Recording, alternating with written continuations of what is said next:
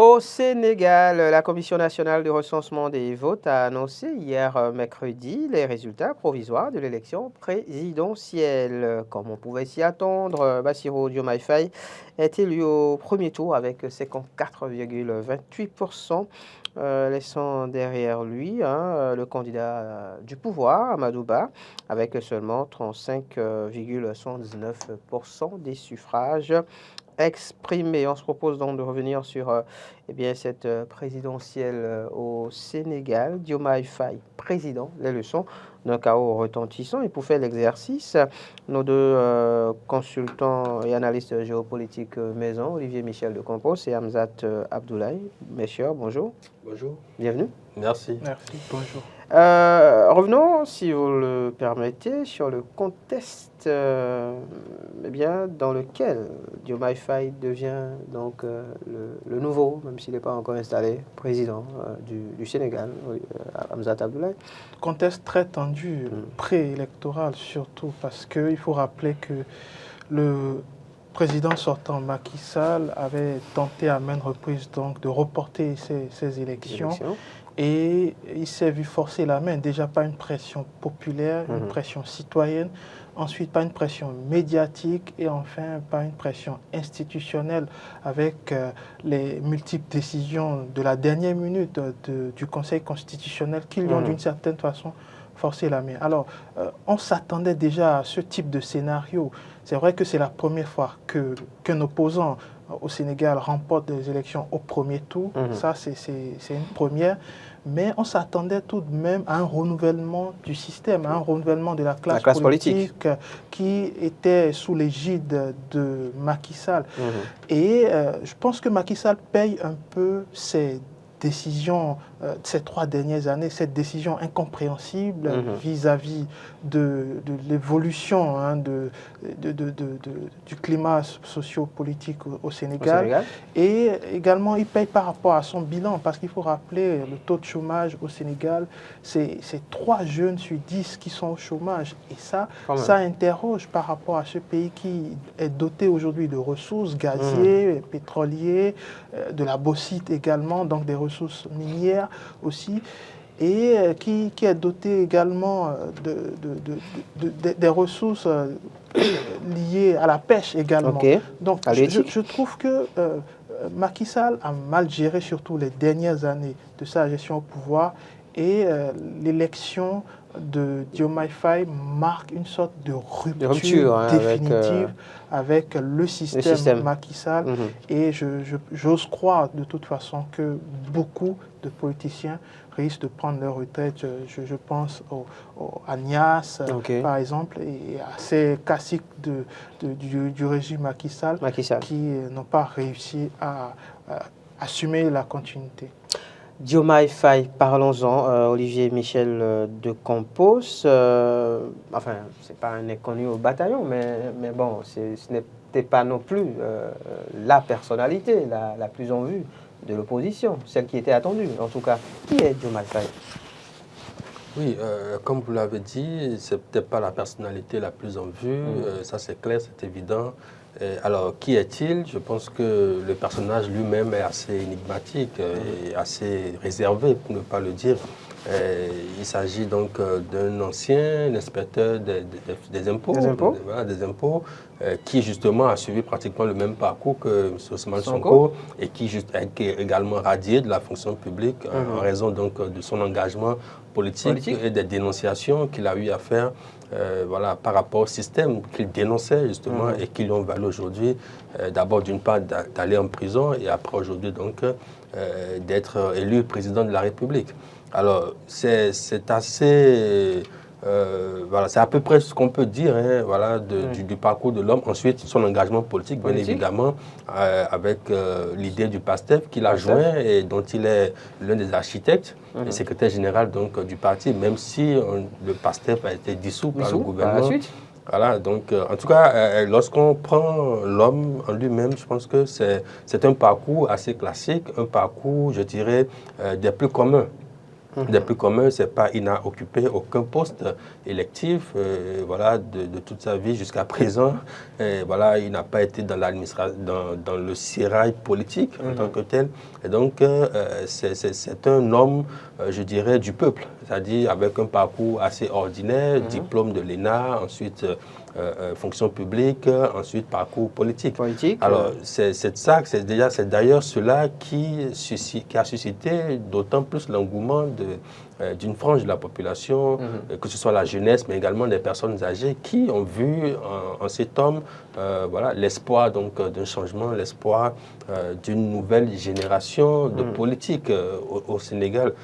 Parce qu'il faudrait quand même le rappeler, la détermination et l'engagement politique du PASTEF et des hommes qui constituent le PASTEF. Et à ce propos, quand même, il faut le souligner, le PASTEF a toujours dit que l'idéologie même du parti, c'est que ce n'est pas basé sur des individus. Voilà, c'est-à-dire la détermination, les ambitions du parti dépassent les individus. C'est d'ailleurs ce qui a permis à ce que, aussitôt que M. Ousmane Sonko a été en griffe écarté de la course, on peut le dire aujourd'hui, il a tout de suite eu des plans B, des plans C, des plans D, etc., pour relayer, pour que le message puisse passer, pour qu'il puisse y avoir véritablement un candidat de l'opposition, en tout cas de cette frange-là de l'opposition, qui puisse représenter donc ses idées et défendre donc sa vision du Sénégal. Diomaye Faye est devenu donc figure tutélaire, hein, j'ai envie de dire, de l'opposition sénégalaise au détour de cette présidentielle.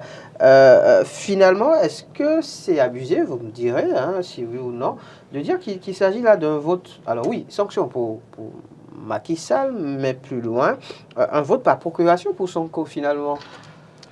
Oui, disons, c'était une élection par procuration. C'est-à-dire, vous avez Macky Sall, qui est le président sortant, qui n'allait tout de même pas se représenter, et qui avait son dauphin en l'occurrence Amadou Ba. Et de l'autre côté, vous avez Ousmane Sonko, qui est empêché par les tests et qui est empêché par ses discours. Malgré l'amnistie votée en dernière minute, il n'a pas pu être repêché. Donc, Diomaye Faye était donc son candidat, le candidat du PASTEF, l'un des 3 candidats qu'il a pistonné. Pendant la campagne, je pense que l'un des slogans, c'était Sonko, c'est Diomaye. Exactement, exactement. Et d'ailleurs, suite à cette élection, vous allez voir plusieurs citoyens sénégalais scander dans la rue Sonko, c'est Diomaye, voilà. En réalité. Donc, en réalité, Sonko a pistonné 3 candidats du PASTEF, mais les 2 se sont désistés en faveur donc de Diomaye Faye à quelques jours de l'élection. Et ça a été le constat qu'on peut faire par rapport aux résultats sur le terrain. La deuxième chose, c'est que c'est certainement un vote sanction parce que, comme je le disais tantôt, Macky Sall n'a pas su gérer les dernières années parce que quand on prend le premier mandat de Macky Sall était littéralement plébiscité. Il était élu avec un taux, je vais dire, correct en tant que président du Sénégal. Mais après le premier septennat, eh bien, la suite, je pense que c'est resté en travers de la gauche des Sénégalais. Pour moi, les défis qui s'ouvrent pour Diomaye Faye ne sont pas des moindres non plus, parce que ce n'est pas parce qu'il est... Bon, j'appelle ça un plébiscite, parce que gagner une élection présidentielle dès le premier tour, c'est une forme de plébiscite en réalité. Absolument. Et je pense que ça ne lui donne pas pour autant la tâche, ça ne lui rend pas la tâche plus facile. Dans la mesure où j'avais évoqué tout à l'heure le bilan de Macky Sall. C'est-à-dire, l'État étant une continuité, il va falloir redresser. Du bilan de Macky Sall. Il hérite du bilan de Macky Sall, donc un cadeau empoisonné. Et quand je parcours également le projet de société de Diomaye Faye, il y a 3 mots qui reviennent. Du PASTEF, si vous voulez, mais beaucoup plus de Diomaye Faye. De Sonko. Donc, il y a 3 mots-clés qui reviennent, souveraineté, réalisme et rééquilibrage. Donc, j'imagine, quand la question de la souveraineté va se poser, il va falloir penser aux différents accords que l'ancien régime ou les anciens régimes ont eu à signer avec des partenaires étrangers, avec des organisations multilatérales. Et quand il évoque le réalisme, je pense que ça va être un réalisme politique sur le terrain, parce qu'il faut aussi noter que sur le terrain, les politiques sont fracturées. La politique est en 1000 morceaux au Sénégal. Le tissu social également est en 1000 morceaux. Donc il va falloir procéder à une reconstruction via un réalisme politique. Et je pense que ça, c'est une bonne chose. La dernière chose, c'est bien entendu le rééquilibrage qui revient. J'imagine ce rééquilibrage également, ça va être dans les rapports institutionnels, enfin, entre les institutions et les citoyens, parce que justement, il y a une crise de confiance entre les institutions et les Sénégalais pour la première fois de l'histoire. Bien sûr, c'est à l'actif de Macky Sall, malheureusement. Mais il faut le noter, c'est vrai, le Conseil constitutionnel s'est rattrapé au dernier moment, mais la crise de confiance demeure et c'est sur tous ces aspects il va falloir travailler pour peut-être effectuer ce rééquilibrage. Allez, je le disais tout à l'heure, Olivier Michel de Compose, pendant la campagne électorale et même après, on a beaucoup entendu dire Sonko, c'est Diomaye. D'ailleurs, oui, on a voté pour Diomaye, mais implicitement, c'est pour Sonko qu'on a voté. Alors, comment entrevoyez-vous la collaboration entre le président du PASTEF, même si le parti n'existe plus, Ousmane Sonko, et son lieutenant d'entretemps devenu maintenant président de la République?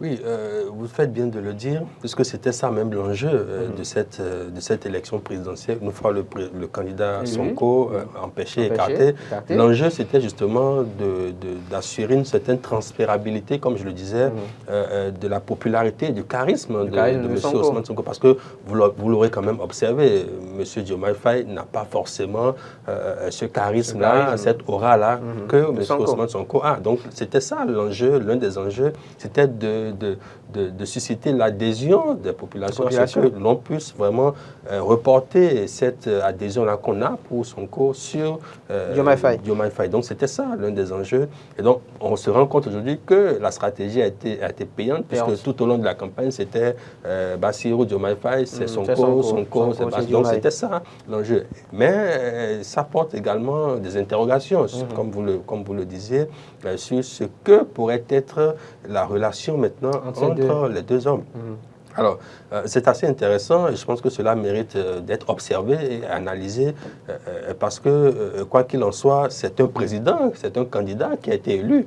Et c'est ça, et bien vrai que, vous savez, lorsque vous analysez un peu la scène politique et tout ce qui a pu se passer, ce qui a pu se produire, on a comme l'impression, et je pense que c'est assez vrai, que les citoyens, les Sénégalais ont plus voté pour M. Ousmane Sonko ou pour Bassirou Diomaye Faye, non, en se disant qu'ils sont en train de voter pour Sonko dans une certaine mesure. Donc l'idée, c'est qu'on porte Sonko au pouvoir, on porte le projet de Sonko au pouvoir, mais à travers Bassirou Diomaye Faye. Donc la relation entre les deux hommes va certainement devoir tenir compte de ce paramètre-là.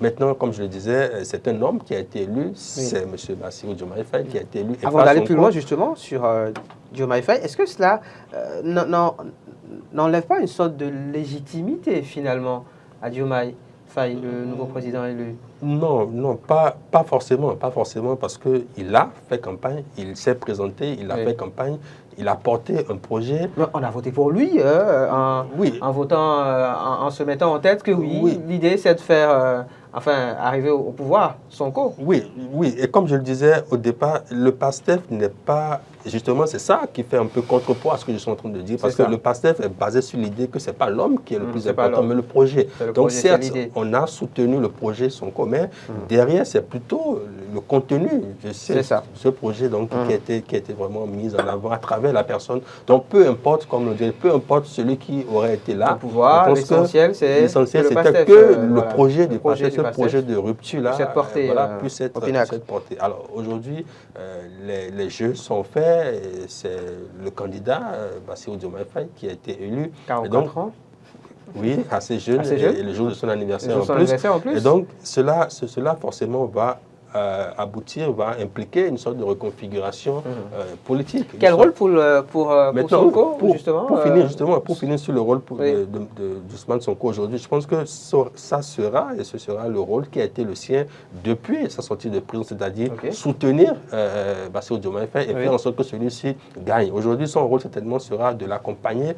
Maintenant, reste à savoir quelle sera la formule. Est-ce que ce sera de l'accompagner dans l'ombre ou ce sera peut-être plus visible? Mais je pense que par sagesse et par, je dis, réalisme, je pense qu'il faudrait laisser toute la latitude, tout l'espace nécessaire au nouveau président, au président élu, pour ne pas quand même lui faire de l'ombrage. Parce que si Sonko se maintient, justement, et ça va se faire voir dans les décisions qui seront prises très bientôt, à savoir si les deux hommes seront tout le temps toujours sur la même longueur d'onde et s'il n'y aura pas à un moment donné des clashs entre les deux. Donc tout ceci sera observé. Mais quoi qu'il en soit, il faudra veiller à ce que chacun reste dans son couloir pour empêcher justement que ce ne soit finalement l'impression d'avoir un président par procuration ou quelqu'un qui n'est pas forcément à sa place. On est parti dans 5 minutes, mais on peut donc recevoir un ou deux intervenants au 96 116 68 68 si, évidemment, ça se manifeste de l'autre côté. Il y a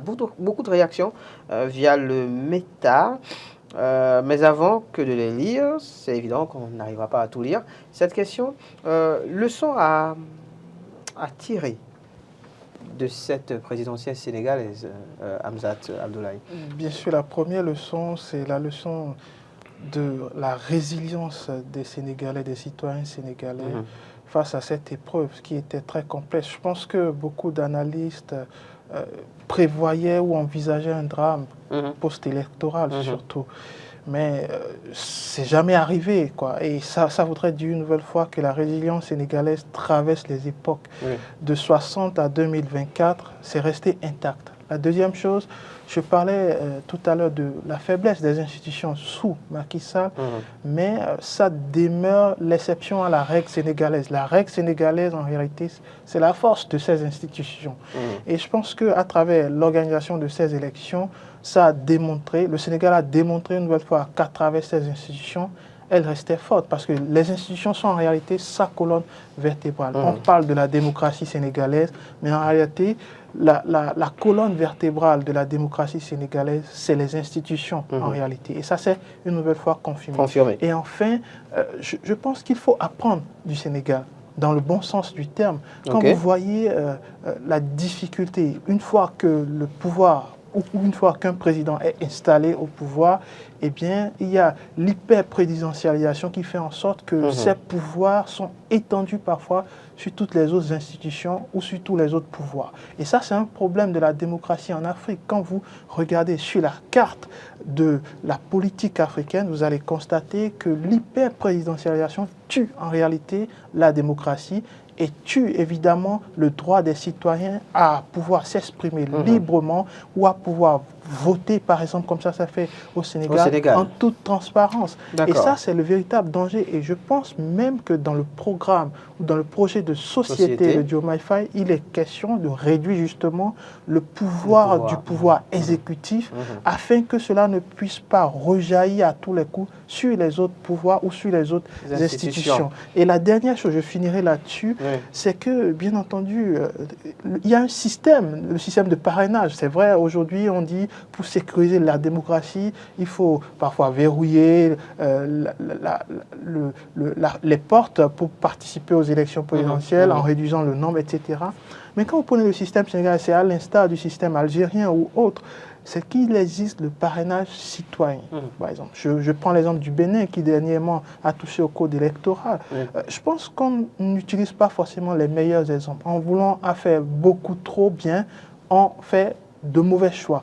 Je ne dis pas que le choix du Bénin est un mauvais, puisqu'il faut l'expérimenter avant de faire le constat. Non, je n'ai pas dit ça. D'accord. Par contre, je dis qu'on peut s'inspirer autrement en puisant on peut prendre d'autres exemples. Exactement, en fait. des exemples à côté comme le Sénégal, où ça marche, et où on trouve parfois le pouvoir des citoyens à travers ces organisations d'élections, par exemple, ou à travers parfois des crises où la voix des citoyens est La prise en compte, c'est et, ça. à travers ce parrainage citoyen, je pense que ouais. la question sur le parrainage politique est un peu atténuée parce que ça permet aux candidats qui n'ont pas pu mobiliser le parrainage au niveau des partis politiques parce qu'ils n'en ont peut-être pas ou parce qu'ils n'ont pas les moyens pour y parvenir, de mobiliser, on le dit clairement, exactement, de mobiliser un certain pourcentage en fonction des inscriptions sur la liste électorale pour participer à cette élection. Et ça, on arrive à la fin,